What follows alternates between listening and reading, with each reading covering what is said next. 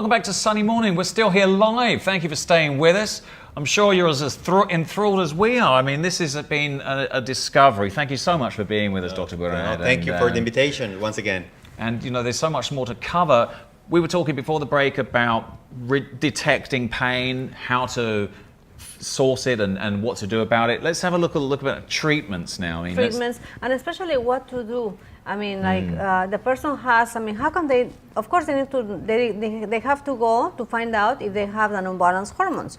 But until which point, what would be like the break point for them to really understand, knowing or realizing that in this, in Mexico in general, they prevent, they don't prevent, they actually treat. They treat. Just treat, yeah. So what can we do to prevent? So, okay, so we have two things here. Prevention, and it has to do with mainly two things. Education. Look, we really are not educated in, you know, being healthy. So we're being educated on consuming products that maybe they're good for the company, but they're not good for our health. So that's one important thing. Second is that people are used to treat their symptoms, but not their cause. Let's say I have a knee pain, so I take an anti-inflammatory pill to, you know, because that will take my pain away and I will go to sleep. But I'm not treating the joint degeneration, meniscus tear, or whatever. So I'm treating a symptom. But the best would have been to prevent the injury in the first place. Of course. So those are the three practical levels of things. But I would say most of prevention would be in our diet. We have to eat better. We have to eat with less of how to say, chemicals and all this very, very like processed foods. It's just flooding into Mexico, isn't it? Yeah. Since NAFTA, I mean, since '94, we've had millions and millions of more processed food companies here. Exactly. So now we are seeing, and we're checking people that, you know, they come with not the classic textbook symptoms of a hormone deficiency, for example, but do you think that these little, you know, like young people, 18 years old right now, that has been eating out of a microwave for 18 years will not have something? Oh, definitely. So we're Definitely. seeing this kind of, you know, like I see and friends, you know, in their 30s, you know, that having, you know what, I'm having an erection problem. That didn't happen the past generation. And we're everything out of a plastic cup, everything out of the microwave. Or everything, even when you go and buy natural yogurt, it comes with sugar. And it says, the label says natural. Not sugar. And it's sugar added into it.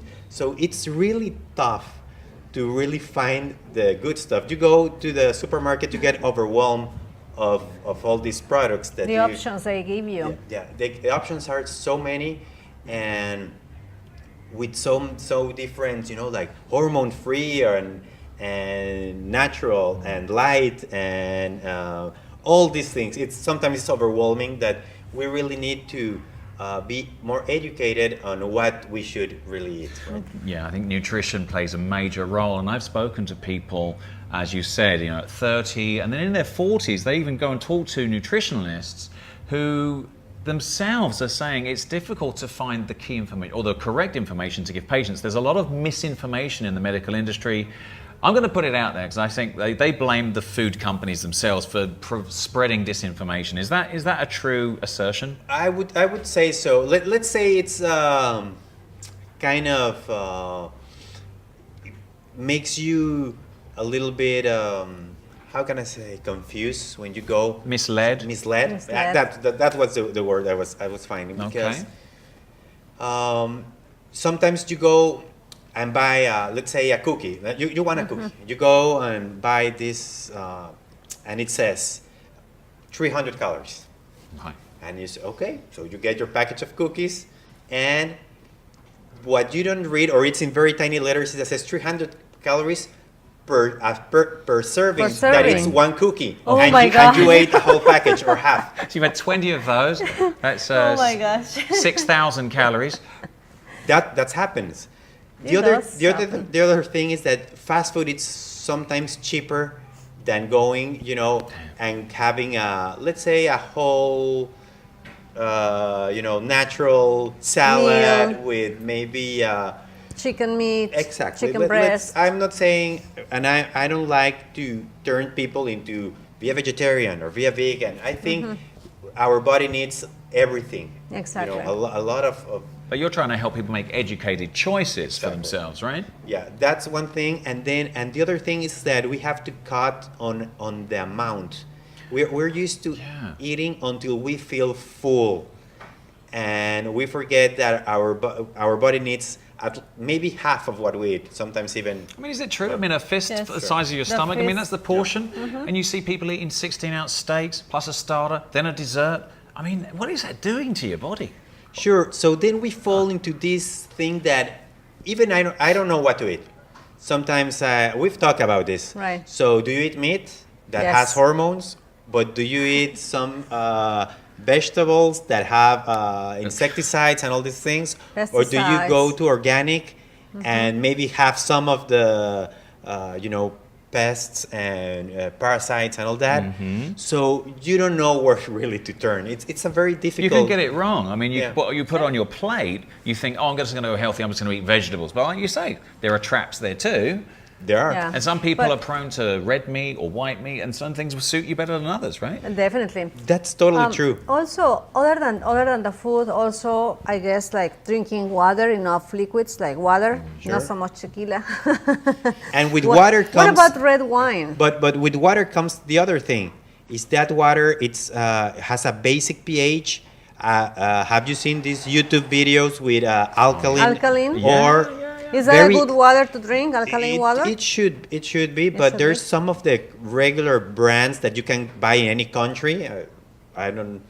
Just look at that YouTube video, and it says like it's so acid sometimes.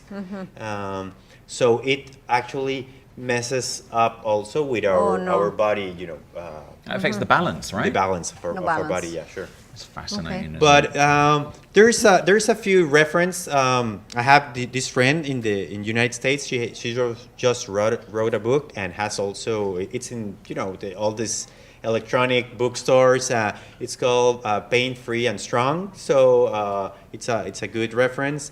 There's also Regenerative Healing for Life of one of my teachers, Brian Scheipel. Also, it has a lot of context on of our humanity. It's getting older with the modern medicine, vaccines, and treatments. People are dying in an older age, but our body, people would say it's not designed to last that long. Oh, wow. Or we do so many things that we wear out our body, sooner than later. So even if Elliot wants to get freeze when he I was watching. I was listening to Bill Clinton. I mean, I didn't listen to him as a politician, but I'm listening to him now because he said he was almost having a heart attack in his early 70s. He's taken nutrition on board to reverse and correct himself. Is it possible in your 70s to address it and correct it? Yeah, there Through diet. is possible. Actually, there's a book, if I can say that another Absolutely, name. throw a It's very easy. Of It's course. called How Not to Die. How not to die. How Not to Die. Wow, that's And really talks good. about diet, and it's a super interesting book. Absolutely. You should have at least that on your bookshelf. So it's practically new. It was recommended to me from another doctor, actually two of them, turning a little bit into the vegetarian, or kind of dropping a lot into the meat. into the meat. Yeah. Specifically because of the process, the burn, when you burn the meat, when it's the charcoal and all that, it's very it's shown to be cancerogenic, or others because of the hormones. So And- like no more barbecues? No Is more that what you're barbecues. saying? Is that what you're saying? No, actually, Or not too many barbecues? not too many. Actually, the you book. turn the barbecue yeah, off, the please? the Okay. barbecues over there. No, The book is actually based on real studies and statistics. So it's, I course. think, but it's for the general public. It's not, a boring medical book. Right, It's, right. yeah. So it's really a good recommendation, I think. And people need, you just need to know more stuff, and it's not to change the way you eat, just to adapt and to know what's going on there. If not for you, for your kids. That Yeah. they're Well, also younger. for us, because it's very important, like because we are taking care of our children. Sure. No, but I know what you mean. And plus, we're a role model to them as well. And of course, our health is extremely important. And at least it should be extremely important to us. And I think this discussion is really helpful because typically people, like you said, they get misled, they get confused. They say, I turn the TV on and one doctor says don't eat red meat. One other doctor says you can't eat corn anymore. But I think at the end of the day, the final message on this is read up on things, get to know your body better, right? And understand what works for you. And also, like, working on Prevention. Like, we do lab tests every year at least. Well, I do it, really. And every year, I'm very happy because, I'm fine. And Yeah, it's like, wow, thank you, because sometimes it's like, oh, I hope I'm fine, but when you do the lab test and you are fine, then you prove it. And then you relieve from the stress of the possibility of, having something. I'd like to give Dr. Barad the last word on this as well. Go on. Well, that's you say about this. There's people, and I know people that they're like vegetarian, and they say, you know what? When I turned into vegetarian because when I ate meat, I didn't feel okay. And that's a lot of things that people they don't say sometimes, or doctors, or they even don't know.